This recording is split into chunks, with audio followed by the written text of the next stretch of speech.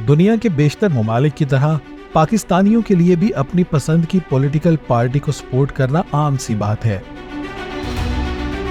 लेकिन इस पसंदीदगी को बुनियाद बनाकर किसी दूसरी पॉलिटिकल पार्टी के हामी को जाती बुनियादों पर हदफ तनकीद बनाना, लड़ना झगड़ना और यहाँ तक कि मुखालिफ सियासी नजरिया रखने वालों से बातचीत करना छोड़ देना शायद पाकिस्तान में ही होता है। ये वो तमाम रवैये हैं जिन्होंने पाकिस्तान में अवाम को तकसीम कर रखा है। इनमें से एक तकसीम लसानी बुनियादों पर की गई, लेकिन इस पॉलिटिक्स ने गरीब अवाम को कुछ फायदा नहीं पहुंचाया, बल्कि इसका पूरा फायदा सियासी एलीट को हो रहा है, क्योंकि हमारी सियासी एलीट यही चाहती है कि अवाम तकसीम का शिकार रहें। लसानी तकसीम की तरह हमारे मुल्क में मजहबी जमातें फिक्का या मसलक पर सियासत कर रही हैं, मासूम अवाम को अपनी जात के हवाले से अपने गिर्द जमा करके रखती हैं, लेकिन इस्लाम किसी फकीही हवाले से मुसलमानों की तकसीम की इजाजत नहीं देता।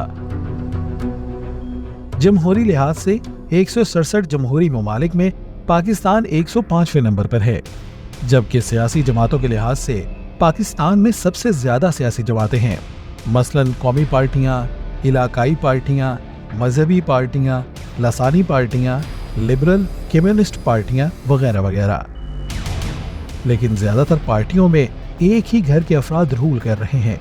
कहीं बाप बेटा बिलतरतीब चेयरमैन और सदर हैं, तो कहीं बाप बेटी और भाई, कहीं मियाँ बीवी। इन पार्टीज में सालों से मेहनत करने वाले वर्कर्स जो अपने लीडरान के लिए मार खाते हैं, धूप छांव की परवाह किए बगैर इनके लिए काम करते हैं और बाज़ औक़ात तो अपनी जान देने से भी गुरेज नहीं करते। इनके लिए पार्टी की हाई कमान तक पहुंचना मुश्किल ही नहीं, नामुमकिन है। इसीलिए अक्सर पार्टी सरबराह अवाम समेत अपने वर्कर्स के मसाइल तक को नहीं जानते, ना ही इनके लिए कोई ग्रास रूट लेवल पर कोई पॉलिसी बनाते हैं। हमारी अवाम भी कहीं ना कहीं कसूरवार जरूर है। उन्होंने इन 76 सालों में सियासी पार्टियों के लीडरान से कोई सवाल तक नहीं किया कि इन लीडरान ने अवाम की फलाह के लिए क्या कुछ किया है। गरीब को आप इंसाफ के तराजू पे ऊपर हर वक्त तोलते रहे और जो हमारे हक में बाला हैं वो इंसाफ के किसी तराजू में ना तुलें, वो किसी पलड़े में न डाले जाएं, वो अनकाउंटेबल छोड़ दिए जाएं।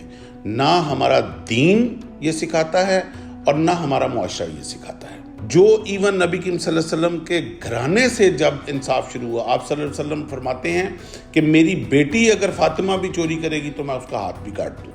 ये स्टैंडर्ड था। हज़रत उमर रज़ी अल्लाह ताला अन्हो एक दफ़ा नमाज के लिए तशरीफ़ लाते हैं मस्जिद में और अपनी नवाफिल के पढ़ के और जब तकबीर करने लगते हैं फ़र्ज़ नमाज के लिए, तो पीछे से एक बद्दू कहता है कि मैं तुम्हारे पीछे नमाज नहीं पढ़ूंगा।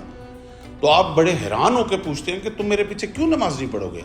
आपने कहा कल तुमने जो माले गनीमत की चादरें बांटी वो तमाम लोगों को तुमने एक एक चादर दी और मैंने तुम्हारे ऊपर 2 चादर देख रहा हूँ आज। तो इससे पहले कि हज़रत उमर रज़ी अल्लाह ताला जवाब देते तो आपके बेटे जो अब्दुल्ला बिन उमर थे वो उठ के खड़े हो गए कि मैं तुम्हें सच बताता हूँ कि चादर एक मुझे मिली थी और एक मेरे बाप को मिली थी। मैंने अपनी चादर उतार के अपने बाप को दे दी क्योंकि उनका कद लंबा था, एक चादर से पूरा नहीं हो रहा था। अब ये स्टैंडर्ड है जो हमारे दीन ने, हमारे जो बड़े थे जिन्होंने हमारे लिए सेट किया। तो अब ऐसा क्यों नहीं हो रहा कि ये हमारे जो पॉलिटिकल लीडर्स हैं, सो कॉल्ड जो लीडर हैं, ये स्टैंडर्ड वो क्यों नहीं फॉलो कर सकते? अपने आप को क्यों अकाउंटेबल नहीं समझते? हम क्यों अपने लीडर को क्वेश्चन नहीं कर सकते कि तुम ये स्टैंडर्ड जो तुमने लिविंग का अपनाया हुआ है ये आम आदमी का स्टैंडर्ड क्यों नहीं है? जिस तुम फार्म हाउस में तुम रह रहे हो, तुम आम आदमी उस फार्म हाउस में क्यों नहीं रह सकता? ये डिवीजन ऑफ सोसाइटी क्यों है? और अल्लाह ताला बड़े वाज़ेह अल्फाज में कुरान पाक में हुक्म फरमाते हैं कि अल्लाह की रस्सी को मजबूती से पकड़ लो और आपस में तफरका ना डालो। और हम 1.5 इंच की मस्जिदें बना के बैठे हुए हैं और हर चीज के ऊपर हम आपस में तफरका डाल रहे हैं। वैसे तो हमारी बदकिस्मती ये भी है कि किसी भी पॉलिटिकल पार्टी की आला क़यादत पर कोई इल्ज़ाम लग जाए तो उस पार्टी के रहनुमा ये अपनी बुनियादी जिम्मेदारी तस्वुर करते हैं कि अपनी आला लीडरशिप के दिफा में इल्ज़ाम लगाने वालों को जवाबी इल्ज़ामात के वार से ही ज़ेर करने की कोशिश करेंगे। मकसद ये होता है कि तुम हमें ना छेड़ो, हम तुम्हें ना छेड़े। हालांकि होना ये चाहिए कि जो गलत हो उसकी जवाबदेही होनी चाहिए। یہ ہمارے ملک میں چند سیاسی خاندانوں یا افراد کی پیدا کردہ سیاسی غلامی کے کلچر کا نتیجہ ہے، یا مفاد پرستی کی پالیٹکس کا رنگ کہ اعلیٰ سیاسی قیادت کتنا ہی بڑا جرم کر لے اس کا دفاع ایسے کیا جاتا ہے جیسے وہ کوئی گناہ اور غلطی کر ہی نہیں سکتا۔ ہمارے ملک کی پالیٹکس شخصیت پرستی کا روپ دھار چکی ہے۔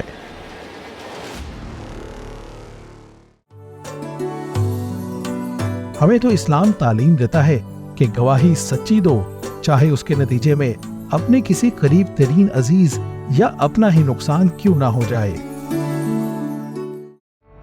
تیزی سے تبدیل ہوتے نیشنل اور انٹرنیشنل حالات کو دیکھتے ہوئے پاکستان کے لیے ایک نیا قومی لاہ عمل تیار کرنے کی ضرورت ہے۔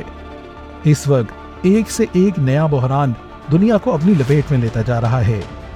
بین الاقوامی سطح پر معاشی طاقت کا توازن بھی بدل رہا ہے۔